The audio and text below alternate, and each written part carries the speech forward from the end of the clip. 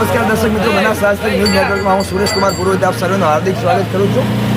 આજે વહેલી સવારે લાકડી આવવાનું થયું અને આકસ્મિક બજારમાં આવતા જાણવા મળ્યું કે ગઈ રાત્રે મોડી રાત્રે એક્ઝેક્ટ ગ્રામ પંચાયતની બાજુમાં આપણી જે ભગવતી કિરાણા સ્ટોર્સ આવેલ છે એમાં સવારમાં જ ચોરી થઈ હોય એવું દુકાન માલિક આવી અને દુકાનનો શટર ખોલતાની સાથે જ જે માણસો દુકાનમાં કામ કરે છે એમના દ્વારા જાણવા મળેલ અને માહિતી મળતાની સાથે હું અત્યારે અહીંયા આવ્યો છું।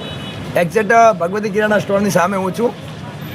અહીંયા કામ કરતા માણસોને પૂછ્યા પછી એકચ્યુઅલી અત્યારે પ્રાથમિક તપાસ કરતાં મને એવું જાણવા મળ્યું છે માહિતી પૂછતા કે ગઈકાલ સાંજે રાત્રે આ લોકો દુકાન બંધ કરી અને એમને દરરોજની જે રીતે ઘેર જતા હોય ટાઈમે દુકાન બંધ કરીને ઘેર ગયા હતા। ત્યાર પછી આજે સવારમાં જ્યારે જે કામ કરે છે લોકો આવ્યા ત્યારે દુકાનનો શટર ખોલ્યા પછી અમને ખબર પડી કે ઉપરના ભાગે જે પતરાવાળી દુકાન છે।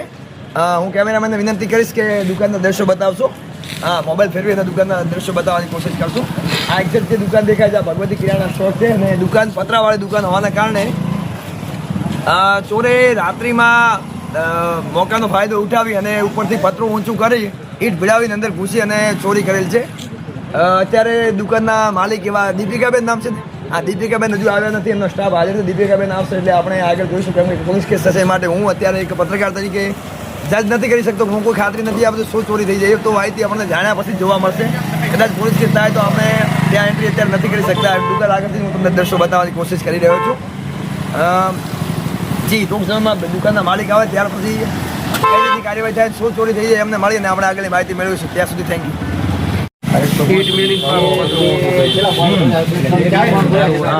એક્ઝેક્ટ અત્યારે દીપિકાબેન આવી ગયા છે, દુકાનના માલિક છે જો, અને દુકાનની આપણે આગળ ઊભા છીએ। જો તમે જોઈ રહ્યા છો અંદર જે પતરું ખુલ્લું દેખાય છે કે નહીં, એક્ઝેક્ટ અહીંયાથી આ પતરું આ લોકો ઉચકી અને આ ચોરીને અંજામ આપેલ છે।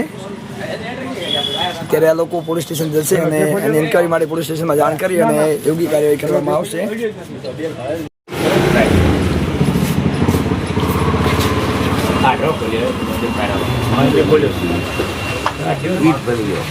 આજે ને મોટી ઈટ ભીડાવી અને ઈટ ભીડાવીને પતરું ખોલીને અંદર વળેલ છે। બીજું કે જો કેમેરા હતા પણ નાઇટના હિસાબે આ લોકો કેમેરા બંધ રાખેલા હતા એટલે કેમેરામાં રેકોર્ડ થયેલ નથી કોઈ વસ્તુ। ફોન કરો ને